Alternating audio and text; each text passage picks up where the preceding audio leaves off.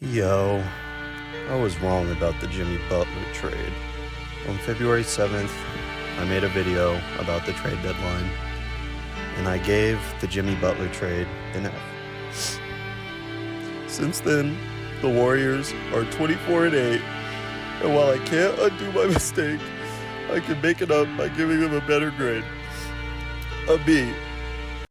Okay, now that insanely touching and emotional intro is out of the way, a couple months ago, I made a video giving every team a grade on their trade deadline performance. And today, we're just going to go through and regrade every team. Just to make it interesting, I gave myself a rule to where I have to at least move every team up or down a letter grade. That way, it's not just me going, all right, guys, I was right. Next. Starting off with the Bucks, they received Kyle Kuzma and Kevin Porter Jr. while trading away Chris Middleton, MarJon Beauchamp, and AJ Johnson. Originally, I gave him a C because I think everyone knew at the time Kyle Kuzma for Chris Middleton was just not going to move the needle for the Bucks. It was most likely going to make them worse. But the Kevin Porter Jr. minutes with Giannis have been better than we expected. Nothing crazy. It was still Giannis bearing the load while Dame was out. So I think just because they traded away one of their most beloved players in Chris Middleton, I have to give him a D. And they traded him for the new Tony Snell, so nothing too crazy. Moving on to the Nets did nothing. They traded away nothing, and they traded in nothing, but they bought out Ben Simmons. I originally gave him a D. I said they should have traded Claxton on the deadline, but making no moves is just going to keep them losing. They're just not going to lose as fast as you would want to, because I think everyone in the world knew they weren't going to be a serious contender even for the play-in, and they didn't. They ended up with the 6th pick, odds at least, and they still didn't trade away Claxton, who they could have got a good haul for and lost games quicker. So I think instead of a D, I'm going to move them down to an F. And speaking of F, the next team is the Knicks. Originally, I gave him an F because they traded Jericho Sims, a beloved player, for the Knicks franchise, and they traded him for nothing. I remember when this happened, I saw quite a few Knicks fans saying, why would we trade away Jericho Sims for DeLon Wright, who has done nothing? And I agreed with that, so I gave it an F. But, I mean, I have to move it a letter grade, and there's nowhere to go from an F, so I guess I have to give them a mega F. Moving on to the Raptors, they traded in Brandon Ingram for Bruce Brown, Kelly Olynyk, and a first. That's the meat of the trade. Originally, I gave him an A because adding Brandon Ingram for Bruce Brown and Kelly Olynyk and a first, that's nothing too crazy, and they're ending the season with a basically guaranteed top 10 pick. I think it is actually fully guaranteed. So this team is shaping up to be a very fun watch next year, and they're going to be a really good team in the future. I'm just going to give them an S because Brandon Ingram, Scotty Barnes, whoever they get with the top 10 pick, RJ Barrett, I think this very young team is going to be very fun next season, and they're going to be very good in 2-3 years for the foreseeable future. Next up, the Jazz. They brought in Mo Bamba and 4 second-round picks for Eubanks and Patty Mills. I originally gave him a B. I don't really know where to move him. I think a B is good. 4 seconds for decent players is a solid return. I think they got more positives out of the trades than they did negatives. I feel comfortable giving them an A just because they were in both the Luka and the Jimmy Butler trade, if you remember. Just kind of crazy because that's 2 of the biggest trades this decade, and they were in both of them this deadline. Next up, the Houston Rockets. They brought in 2 seconds by trading away 1 second. Originally, I gave it a C just because it's it doesn't do anything, but I'm going to move it up to a B because now we know they got the 2nd seed. It might be a boring trade, but they didn't need to do anything. They ended up the 2nd seed. Moving on from them, the Pelicans brought in Bruce Brown and Kelly Olynyk and a first. That's the meat of the trade once again. Originally, I gave him a C, but since then, Zion has kept hooping, and they still have the 4th pick odds. They don't really have a super solid direction for the future, so I can't give them like an A, definitely not an S. But I feel pretty comfortable giving them a B. Moving on to a team I feel really comfortable giving an S, the Lakers. They traded, as everyone probably knows at this point, they traded Luka Doncic for Anthony Davis and Max Christie. Originally, I give them an A, but in the video, I moved them up to S tier because, like I said, there's nowhere I can really go from an S, so I guess I have to move them up to mega S, just like the Knicks got mega F. Next up, the Bulls. The Bulls brought in Zach Collins, Trey Jones, Kevin Huerter, and their own first-round pick this year for Zach LaVine and a second. Originally, I give them an F because they got fleeced for LaVine. I don't want to give them a mega F because Giddey did flourish after Zach LaVine left, and I think I was overrating Zach LaVine a little bit in the video. So I'll move him up to D just because they saw some upsides with Buzelis and Giddey. I'll move him to D. I think that's fair. Another team I did give a D in the original video was the Timberwolves because they didn't make a single move, but they ended up as the 6th seed, and as of last night, they're up 2-1 on the Lakers, but they're not exactly championship favorites. I don't want to move them to F, so I'll move them up to C just because they're playing good enough, and there's a big possibility they make the second round, especially with Luka reportedly being sick during this series. We'll see how it pans out. I think a C is fine. I don't think they really needed to make moves, but they probably should have. The Blazers also did nothing, and in the first video, I said, well, they don't need to do anything. They've been on a tear recently, and they're probably still going to have a top 10 pick. But I'm sure they could have brought in some value. I gave them a C tier because, like I said, they were playing good and they were still in a decent draft lottery spot, but I can't justify giving a no move deadline a B tier, so I'm just going to move them down to D. Next up, the Nuggets. Originally, I gave them a D because they were playing decent. They were the 4th seed and they were on, I think, a pretty rough stretch, and they could have made a trade, and in my eyes, they probably should have made a trade. But they didn't do anything. They ended up being the 4th seed still. I thought they were going to slide, but they proved me wrong. They didn't need to make any moves. I'll move them up to B just because they're better than I thought they would be. The Thunder are another team that did nothing. That's 4 in a row, I think. And I gave them a C in the original video because they were the 1st seed. You don't really have to mess up a 1st seed. Not everyone can be the Cavs and bring in a great player on the deadline. The Thunder just kind of sat dormant. I think they made a 1 second-round pick for 2 future second-round picks or something, which is just like a Sam Presti trade. But they only got better since the trade deadline, and I don't want to move them down. I think since they ended up being one of the best teams of all time, or one of the best regular season teams of all time, I'm going to move them up to an A just because they really proved they didn't need to make a trade. Speaking of one of the best regular season teams of all time, I think you should like this video and subscribe to this channel because it's the best video on the best channel of all time. Boom.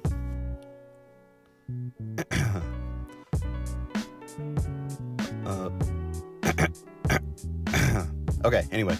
The Grizzlies. They brought in 2 seconds and they traded Marcus Smart and a 1st-round pick. It's nothing crazy. I gave them a B originally, but I feel the need to move them down to C. It was just a cap space move, and Marcus Smart didn't really play a lot. I just feel like I have to move them down to C, even though B is probably where they belong. Just following the rules. It's not like I made them up. Next up, the Dallas Mavericks. A lot of people say they lost the deadline, and in my original video, at first I gave them a C. Because AD for Luka, obviously they were on the losing side of that. But Anthony Davis is still a great player. I moved it down to D because Quentin Grimes was a player that I really liked. And not to toot my own horn, I was ahead of the curve on him. But just having hindsight, we have to move them down to F because Anthony Davis immediately got injured and Quentin Grimes went on to drop 2 40 bombs. Next up, the Spurs. They brought in De'Aaron Fox for Zach Collins, Trey Jones, 4 firsts, but 2 of those firsts were nothing. They were like heavily protected Charlotte Hornets picks, I think. Nothing too crazy. I originally gave him an S because Fox and Wemby is such a great fit. I don't feel comfortable moving him up to mega S with the Lakers, so I'm just gonna have to move him down to A. Plus with Fox going out for the season, needing surgery, I feel like it's kind of fair to move him down. They're gonna be great next year though. Next up, the Clippers brought in Bogey, Marjon Beauchamp, and 3 seconds for Terrence Mann, KPJ, Bones, and Mo Bamba. They traded not a lot for not a lot more. I give them a C. I don't want to move them up to B because it's really another just kind of boring trade that didn't do a lot for either teams. I'm just going to move them down to D. There's not much to really speak on this. Next up, the Pistons. Now, the Pistons were a very interesting team. They did not trade away a single thing, and they brought in Dennis Schroeder, who has, really been great for them towards the end of the season, and especially in the playoffs. He's hit some big buckets, been very reliable in the 2 games they've played against the Knicks. I gave him a B originally, but I'm pretty confident moving him up to S. Schroeder has been great for them, and once again, they give them up for literally nothing. So I don't know where else you could put them if not S. Next up, Sacramento, Sacktown. They brought in Levine, Valanciunas, and they somehow got 3 firsts and 2 seconds for De'Aaron Fox, Kevin Huerter, and a second. Once again, I think some of those firsts are like heavily protected, really trash picks. And I was originally really high on Levine to Sacramento, but they ended up a lot worse than I thought. I gave them a B because I thought they'd at least be able to make it out the play-in. I thought they were going to be, you know, even in the Demon West, they were going to be pretty solid, but they ended the season with the 13 overall pick odds. Now they're paying millions upon millions for a team that can't even make it out the first round of the play-in. This moved them nowhere, so I'm going to have to move them from a B to a D. Even though I love Sabonis and DeRozan, they were just bad this season. There's no other way of spinning it. Now, one of the more embarrassing parts of the original video, the Cavs brought in DeAndre Hunter for Karis LeVert, Georges Niang, 2 pick swaps, in 3 seconds. Now, I originally gave the Cavs a B because, and I quote, this is what I said in the first video, Karis LeVert should be favorite for 6th man of the year, but Karis LeVert ended up as the StatMuse mid player of the year. So Cavs fans, I'm sorry I doubted y'all. I'm giving you an S, so I hope I can be forgiven. But yeah, that Karis LeVert take is kind of wild in hindsight. Moving on to the Celtics, they straight up, I think they traded 2 seconds for Jaden Springer. I'm going to move him from C to D. If you've watched the video, you know why I'm doing that. And if you've watched this far in the video, you're clearly enjoying it, right? So might as well leave a like, am I right?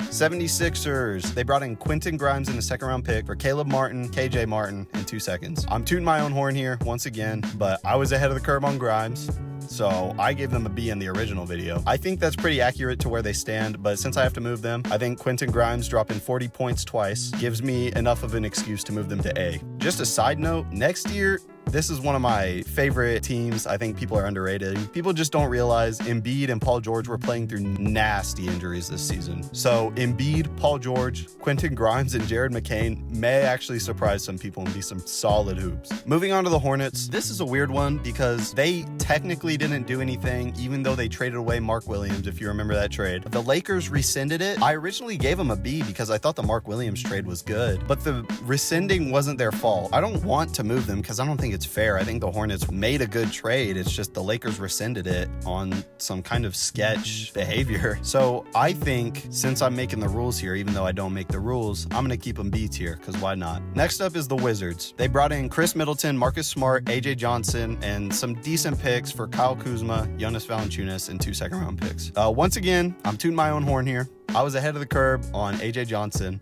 In the original video, I gave him an A. Since then, they've kept losing like we all thought they would, but they've brought in some vets. And AJ Johnson being a young talent that is very impressive to a lot of people, I think I'm going to give him an S. Even though it's the Wizards, it sounds crazy giving them an S in anything. They had a great deadline. There's no skating around it. On the opposite side of the spectrum, the Orlando Magic got an F from me because during the whole trade deadline, while trades were being made, the Orlando Magic stayed stagnant and they were sliding pretty far without Paolo. They were at one point top, I think they were pretty comfortably like 3 or 4. And they slid all the way to the 8th seed, but they ended up the 7th seed. So I feel like that's enough to move them from an F to a D. It's not like they don't have nothing going for them in the future, and it's not like they're bought all the way in right now. I think it's fine. Next up is the Hawks. We already talked about them. We already talked about my take on Karis LeVert. I gave him a B originally, but Karis LeVert getting mid player of the year was such a slap in the face. I'm giving him a D just out of spite. Sorry, Hawks fans. Tell Karis LeVert, step it up. Now, this is the most embarrassing part of the video. My take on the Heat and the Warriors' deadline was pretty rough. I can't even repeat what I said about Andrew Wiggins and Jimmy Butler. I don't care what anyone says. Andrew Wiggins is not that much worse than Jimmy Butler. But once again, I was ahead of the curve on Davion Mitchell. Once again, not to, but Davion Mitchell's getting his flowers now for hooping for the Heat. But that doesn't make up for what I said about Jimmy Butler and Andrew Wiggins. I gave the Heat an S tier, and now they're 0-2 as the 8th seed, and they were the 10th seed going into the play-in tournament. Yeah, that take was so bad, I'm literally making my first video in 2 months. I don't really know where to put them. I'll put them C tier still.